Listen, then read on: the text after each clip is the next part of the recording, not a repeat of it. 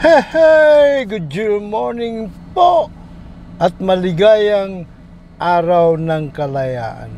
Opo, ang kalayaan at ekwalidad, pagkapantay-pantay, ay biyaya po galing sa Panginoong Diyos. Po, kung niyo po natatandaan, inaalipin noon ng mga Israelitas doon sa Ehipto. Kaya sinugo ng Panginoong Diyos si Moses. Pinadala niya doon sa Egypt at long story short, napalaya ang mga Israelitas doon. Dumating po ang pagkakataon na naman kung saan inaalipin na naman ang mga Israelitas ng Roman Empire. Opo, kung saan nanggaling yung Roman Catholic Church na relihiyon. Opo. So, ang mga Israelitas noon ay panay ang panalangin para sa Misaya. Dumating na po kayo, sabi nila, At katakot-takot na paghihirap ang inaabot nila. Kaapihan, kalupitan. Bago pa man na ipinako sa krus ang Panginoong Hesukristo, abay marami na mga Israelitas ang naipako sa krus, sinisindihan ng buhay o ginagawang sulo doon sa anak ng... Kaya naman pumanaog, sinugo na naman ng Panginoong Diyos ang kanyang bugtong na anak, ang Panginoong Hesukristo. At again, long story short, napalaya na naman ang mga Israelitas sa Roman Empire. Now, hindi lamang po patungkol sa mga Israelitas ang kalayaan, kundi sa lahat ng mga nilalang ng Panginoong Diyos. Kung yung Panginoong Diyos mismo hindi niya tayo ginawang alipin, mga alipin, sapagkat kayang-kaya niya namang i-program ang ating mga isipan, na wag na kayong gumawa ng hindi kayo pwedeng gumawa ng kablastugan. Panay kabutihan lang dapat nyo gawin. Nakaprogram tayo ng ganon. Kahit na hindi pa usong computer noon, kayang-kaya niya lagyan ng computer chips ang ating mga utak. Pero hindi niya ginawa yon. Binigyan niya tayong ng kalayaan na mamili kung alin ang landas na gusto nating tahakin.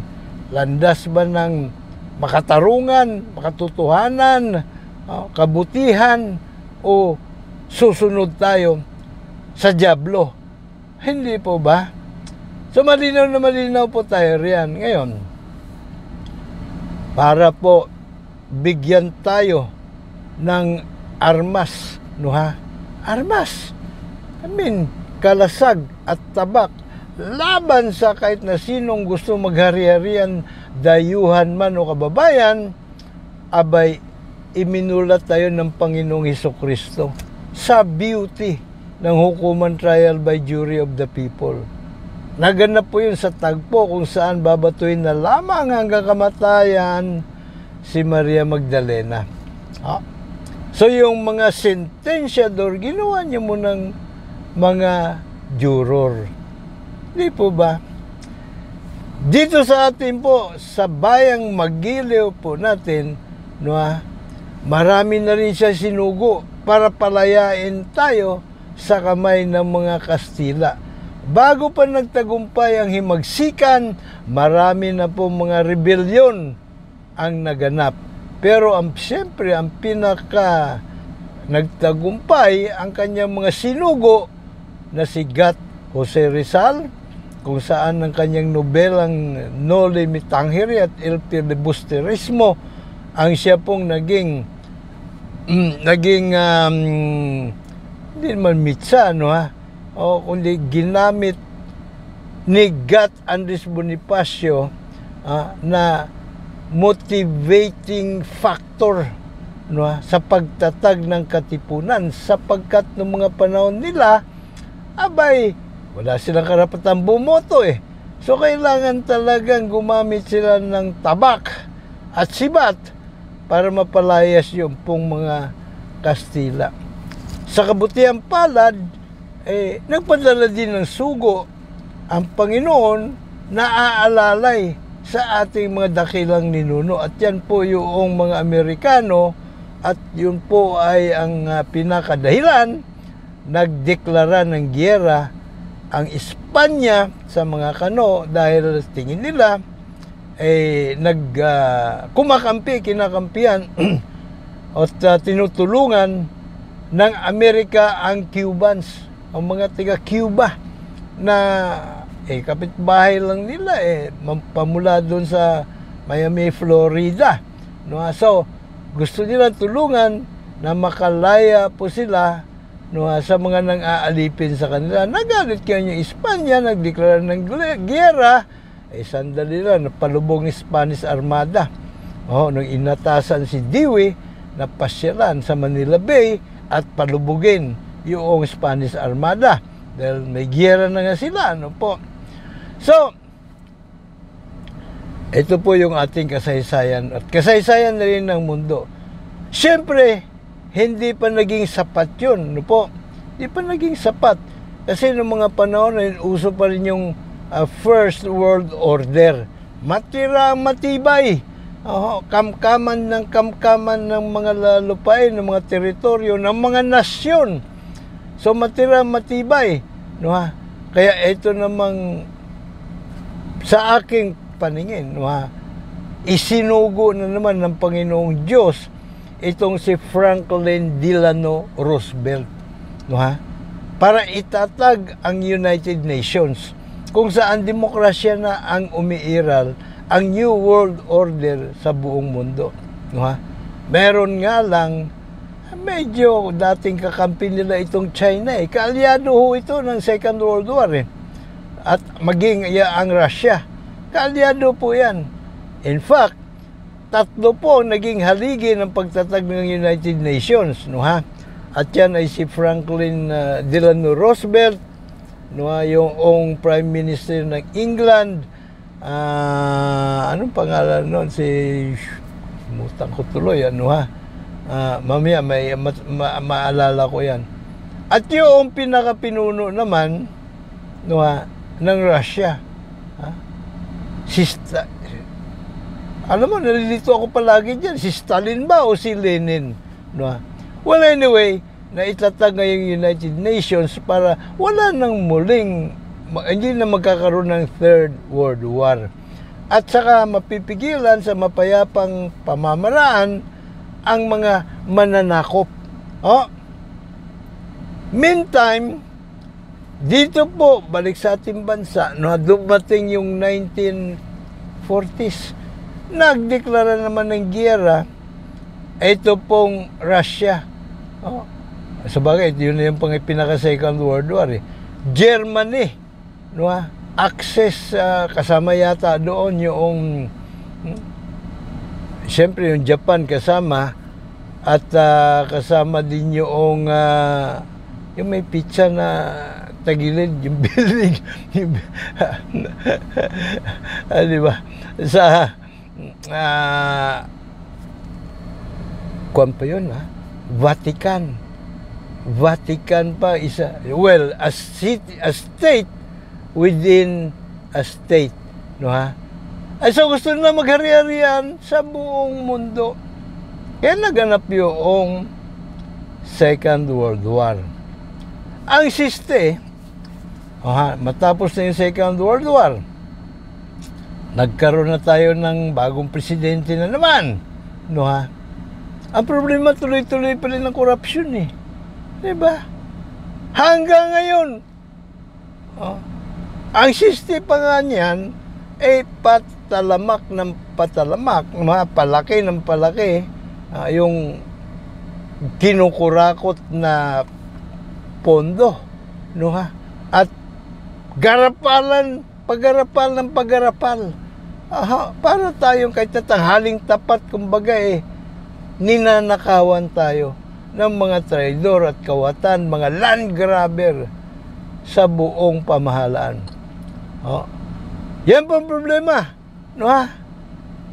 Hindi nasasawata ang mga salot na kurakot. So may mga nagbibigay ng suwestyon. Halimbawa, magtatag daw ng Truth Commission na naman. No? Si Ginoong Randy David ang may panukala noon. Pinanukala niya sa Philippine Daily Inquirer na magtatag ng Truth Commission.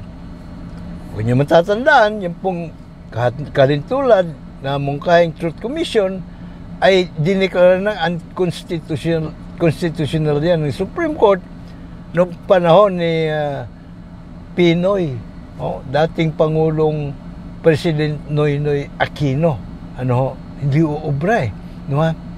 So, marami pang mga panukala na yung anti-dynasty law daw ay kailangan na ipasa para matuldukan ng korupsyon. Kailangan daw, pwede rin gawing parliamentary form of government ang ating pong gobyerno para matuldukan ng korupsyon.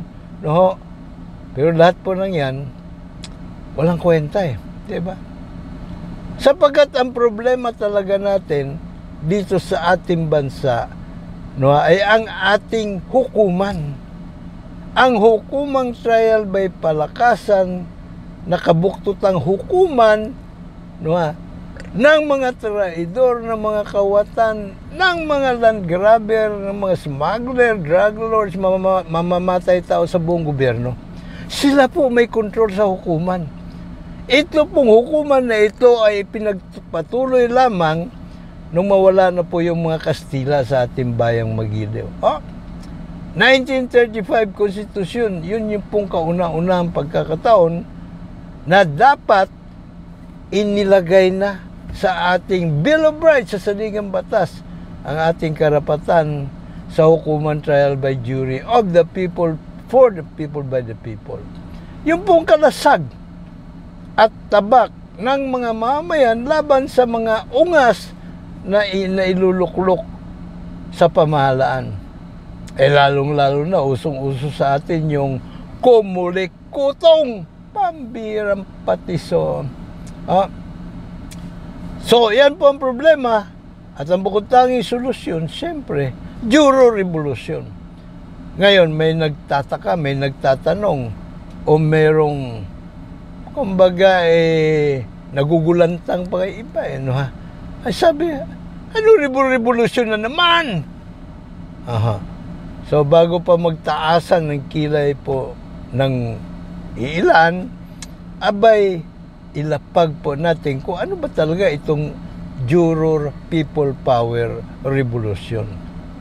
Ito po ay pinakamapayapang pamamaraan ng pagbabago, ng revolusyon. Opo. Ang atin naman pong gamit ay ang ating mga sagradong boto. At ang iboboto po natin, yung po mga Juror Advocates Candidate. Ano naman yung mga ano naman ang mission ng ating mga Juror Advocates Candidate? Ang kanila naman pong papel ay maghain ng panukalang batas na amenda sa ating Bill of Rights. In particular, yung pong Article 3, Section 14, Paragraph 1 at 2. Yung Paragraph 1, ang palaman ay ganito. Walang sinuman ang maaring kasuhan ng kriminal o sibil maliban na lamang kung merong akusasyon o sakdal mula sa grand jury. Ang grand jury ay binubuo ng 16 hanggang 23 katao na mga may time, may oras po, at nagsipag-apply para maging grand juror. Lahat ng nagsipag-apply sa syudad, sa munisipalidad, no, at pang-nasyonal, iraraffle. Raraffle. At kukuha doon na either 16 o 23. At least may isang national, municipal o provincial grand jury, no ha? Sa bawat nabanggit. Ano po? Pero po pwedeng dagdagan, depende sa pangangailangan. Ang trabaho po o ang kwalifikasyon muna bukod sa ng mga pwede mag-apply, kailangan siya po ay 18 anyos pataas, marunong bumasa at sumulat. Kapag po naandyan na yung listahan ng mga nagsipag-apply at panahon na para palitan ng existing na grand jury, irarapol po yung mga nagsipag-apply. Pero hindi rin po sila kilala, no? I mean, pinoprotektahan, itinatago ang kanilang pagkatao sa pamamagitan ng pagbibigay sa kanila ng security ID number. Kapag sila po'y nag-apply at tanggap na dahil pasok sila sa mga kwalifikasyon, ikaw ba ay Filipino citizen, 18 anyos pataas, marunong bumasa at sumulat, itatago sa vault po yung kanilang application, papalitan ng ID number or security ID number. So yun po ang kanilang, yun ang irarapol yung mga ID nila. No? At ang trabaho po nila, gamit ang sentido común ng pangkaraniwang tao, tuklasin kung meron bang katotohanan, bahid ng katotohanan, gahib lang, pwede na di ba? Preponderance of evidence lang no? Para sila ay mag-indict ng isang inaakusahan. Right? So, ang paragraph number 2 naman, the same article 3, section 14, paragraph 2, ang palaman naman ay ganito. Ang akusado ay pagkakalooban ng pampubliko, mabilis at patas na pagliliti sa hukumang hurado soberano o trial by jury of we, the sovereign Filipino people, 18 anyos pataas, marunong bumasa at sumulat, randomly selected. Yung po mga trial juror, hindi po kailangan mag-apply. Obligado po lahat ng 18 anyos pataas. So muli, rarapol yan. At doon sa mga lalabas ng mga prospective jurors sa sinagawang pagrarapol, mamimili, sasalain ng judge, ng prosecutor at defense lawyer, ang mga sa tingin nila walang kinikilingan sa magkabilang panig. Ano po ang kumbaga advantages, ang pros and cons ng ng hukuman trial by jury vis-a-vis yung meron tayo ngayong hukuman trial by palakasan. Ba? Hindi po kasi naluluto ang kaso po rito. Hindi din napipigilan ang pagsasampa ng karampatang kaso. Hindi katulad ng meron tayo ngayon, ang nagpapasya ay prosecutor. Yung prosecutor, nasa ilalim po yan, nakapangyarihan ng Department of Justice. Ang Department of Justice nasa ilalim ng kapangyarihan ng Presidente.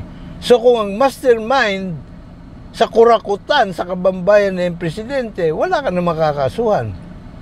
In the same manner, na yung pong mga tokhang victims, ay walang nakakasuhan. Dahil ang mastermind na lumalabas na ngayon, na medyo maliwanag na, ay talagang si Digong Duterte nga. Isipin nyo na lang kung hindi po nagkahiwalay ang unit team ni Marcos at Sara Duterte, malamang hinarang lahat ng pagdinig dyan sa Kongreso at sa Senado. At hindi lulutang yung katotohanan. Kahit anong galing ang gagawin ni Risa Ontiveros, hindi po mapapalutang yung problemang malaki sa Pogo. Di po yung mapapalutang. Yung Quadcom, wala din pong magagawa po yan. Isa pa, kahit na lumutang pa yung katotohanan, hindi rin masasampa ng kaso. Si Digong at lahat ng involved, si Bato, hindi. Kasi, haharangin lang yan sa Department of Justice tapos ng boxing. Hindi sila mabibigyan ng police report, tapos na ang boxing. Hindi na mapapalutang yan. Kung hindi nagkalamat ang kanilang relasyon ni PBBM at ni BP Sara Duterte. So yan po ang malaking pagkakaiba. Dito po sa hukuman trial by jury, tayo po ng mga soberanong mga mamamayan bilang mga grand juror ang merong final say kung sasampahan ba ng kaso o hindi. Hindi maring hindi sumunod ang prosecutor. Yung police, yung NBI, kasi pinakawalang-walang kaso po nila, obstruction of justice. At hindi na rin po sila mariresbakan ng Pangulo kung hindi, kahit iwag nila sundin ang illegal na utos. Sapagkat pag pinatanggal sila sa pwesto, nandiyon yung mga mamayan bilang mga grand jurors at trial jurors na didepensa sa kanila. Ipagtatanggol po sila. Independent po yung mga jurors sa hukuman trial by jury sapagkat hindi po sila under duress kahit sa Pangulo. In fact, yung Pangulo pa nga ang natatakot sa kanila dahil kahit na yung Pangulo, pwede po nasampan ng kaso yon. Or at least, habang siya ay nakapwesto, iimbestigahan. Iimbestigahan ng grand jury. Pagkatapos, anuman ang kanilang naging desisyon, ilalagay po yun sa sealed envelope. Nakaselyo. Bubuksan lamang po yun kapag siya po ay nawala na sa pwesto. Tuloy ang paglilitis sa kanya at pagkukulong sa kanya kapag nagdesisyon, naglapag ng verdict ang trial jury na siya ay guilty beyond reasonable doubt. So, sinasabi ko nga kanina, di po ba, na bukod sa biyaya ng Panginoon, ang hukumang, ang kalayaan at equalidad. Hindi lang kalayaan, equalidad pati. Di nga ba, God created all men equal. Tinuruan pa tayo ng Panginoong Hesus, sinuulit ko lang, ng beauty ng trial by jury doon po sa kaso ni Maria Magdalena. Kaya kung inyo po napapansin, lahat po ng bansa, lahat ng bansa na tumugon doon sa pagmumulat ng Panginoon, mauunlad. Ang mga mamamayan nila, hayahay ang buhay. Maging yung ating pong mga ninuno, noong panahon bago po tayo sinakop ng Kastila, trial by jury of the Council of Elders po ang uso. Katunayan, hanggang ngayon, sa mga tribo, yun pa rin po ang uso. Mga tribo ng mga katutubo. So, kumbaga back to basic lamang po tayo. Dapat lang, So, paano po ang ating gagawin para itong ating pong advokasya ay magtagumpay? Siyempre, kailangan po vote wisely po tayo. Si Wisely ay juror advocate, At yun nga yung ating diniscuss kanina na mission nila, amendahan ang Bill of Rights. Kailangan siya din po ay anti-China. Kasi napaka-bad news mo niyang China sa buhay po natin mga Pilipino. At isang mungkahi ko nga sa ating gobyerno, makipagkasosyo sa pagdidevelop ng ating kayamanan. Kalimpak-limpak na kwarta po ang ating aanihin dyan sa West Philippine Sea. May oil, natural gas, at marami pang ibang mga may isda riyan na pagkasarap-sarap. Diyan po makukuha. Mga first class na isda. So makipagkasusyo po tayo. Sa Amerika, sa Australia, sa Japan, para sa exploration and development ng ating pong mga likas na kayamanan riyan, no? Lahat ng mga bansa na pang-demokrasya, huwag tayo makipagkasosyo sa China dahil hindi naman demokratikong bansa ang China eh. Alalahanin po natin, Philippines is a democratic and republican state. Sovereignty resides in the people. Meaning, dapat ang atin lamang pong kakontrata sa mga ganitong exploration, no ha? Ay mga demokratikong bansa din, no ha? Naalala ko tuloy yung aking nabasa na komentaryo doon sa Facebook. Ang sabi niya, tayo po ay ruled, pinaghari-harian ng 15 mga mahistrado, isang presidente, 300 plus na mga mga mambabatas, mga kinatawan, 24 mga senador. Sabi ko, teka muna, mukhang mali ang pagkakamada na ito di ba may kasabihan? Hindi na kasabihan niya, katotohanan yan eh, di ba? Nagdudumilat na katotohanan that he who has the gold rules. Di po ba? Golden rule pa nga yan, di po ba? Pero katotohanan riyan, ang presidente po, hindi lang nasa kanya yung susi na ating kabangbayan, pati na po yung ang susi sa bodega ng ginto natin dyan sa Central Bank. Sa kanya din po, siya may hawak. No, ha? Sandamakmak pa ang kanyang ginagawang pwede niya gawing private army. Yung Armed Forces of the Philippines, ang Philippine National Police, pati nga KAFGO pwede niyang gawin. Bukod pa kung may death squad siya. No? So, kung sasalansanin mo, kakamadayan mo, number 1 talaga na pwedeng maghari-harian rito sa atin, yung pong presidente. Galamay at mga instrumento niya lang ang mga maestrado. Pag ginamit niya, wala namang maestrado dyan ang tatayo, titindig para kontrahin ng Pangulo, di ba? Ganon din, ito po mga senador, kongresista, idagdag pa ang mga lokal na opisyalis. Sa madaling salita, tandaan po natin ito. Ito po ang ating buong gobyerno. No? Yung 3 branches of government in particular, itong mga Armed Forces of the Philippines, medyo under lang sa isang, di ba? Ito po ang national political dynasty. Ito ang pinakamalupit po na dinastiya politika. Pambansang dinastiya politika. No? Isama mo pa rin yung kanilang mga kasabwat na oligarko.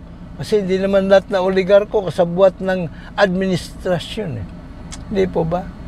So yan po talagang kalaban natin. At syempre pag ginamit nila yung kanilang hukuman, trial by palakasan, saan tayo dadamputin? Hindi po ba? So pag isinulong natin ito at magtatagumpay po tayo, na may pairal sa bansa ang jury justice system, pati yung mga polis, militar, hindi na magagamit yan kahit na pinakaungas na Pangulo.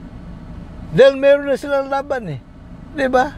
Pwede na silang tumanggi at hindi sila po pwedeng pilitin, hindi sila po pwedeng jetahin, hindi sila po pwedeng resbakan.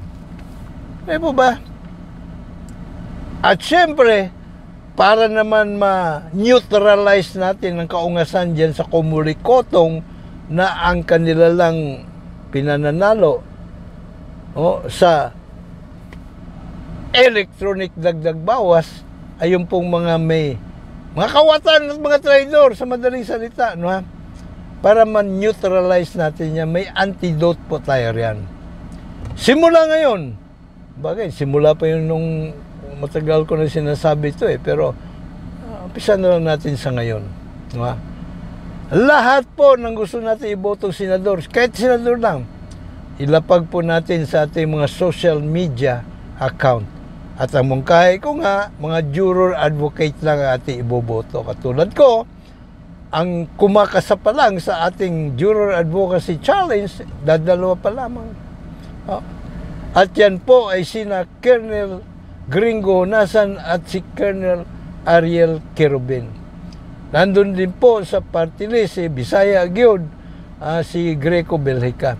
At si Flor Baguio, Flor Fulay Baguio, 2nd District of Parañaque.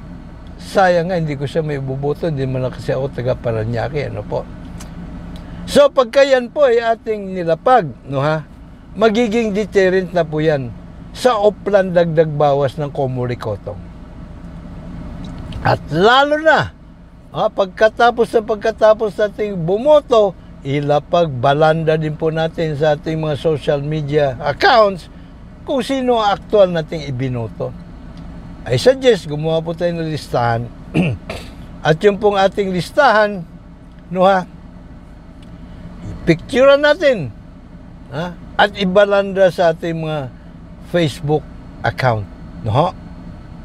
Para talagang mawiwindang sila. Hindi nila may kakasa yung Oplan dagdag bawas. Kasi talagang malaki po ang posibilidad na ikakasana naman nila uli. Diba? Yun lang kanilang pagbabawal na picturean mo yung sarili mong balota. Ayaw ng picturean mo. Sa mababaw na dahilan na kuno ay para wag nating magamit para ibenta ba ating boto. Katarantaduhan pong kaungasan kaisipan po yun. Kasi, tingnan nyo kung pinipigilan nila tayo sa ganung pamamaraan, bakit hindi na pinipigilan ang Iglesia ni Cristo na dinidiktahan ng mga botante ang mga kasapi nila kung sino iboboto, na madalas kaysa minsan ungas ang kanilang gustong iluklok sa pwesto. Mas madali kasi manipulahin yung ungas eh. Pag matino, baka mahirapan pa sila. Diba? So gusto na yung ungas para mas madali nilang mapapasunod. So yan po ating diskarte. Pag lahat tayo nakiisa rito, tiyak, makakamtan po natin ang makatarungan at makataong lipunan. Muli po, mabuhay tayong lahat sa araw ng kalayaan. Kalayaan ng galing mismo sa Panginoong Diyos. At paalala, may utos din yung Panginoong Diyos eh. Be your brothers and sisters keeper. Pag juror po tayo, hindi lang po mga sarili natin ang ating mapoprotektahan, kundi lahat ng ating mga kapatid. Lalo't kahanay sa 99.9% sa pwera ay hindi na po kayang-kaya nilang aapak-apakan na lang ating kapakanan, mga karapatan at kinabukasan. So gawin po natin ito pong Juror People Power Revolution, mga ka-puwersa 99.9% sa pera.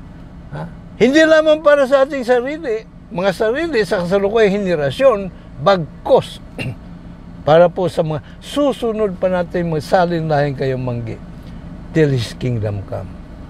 Hanggang sa muli, ko pa rin po inyo lagi nakanda maglingkod, Mr. Juror Dr. Sixto Kitkilatis Lagari po lamang, PhD, Public Administration, honoris causa. Dapat lang juror tayo. May God bless us all. May God bless Philippines.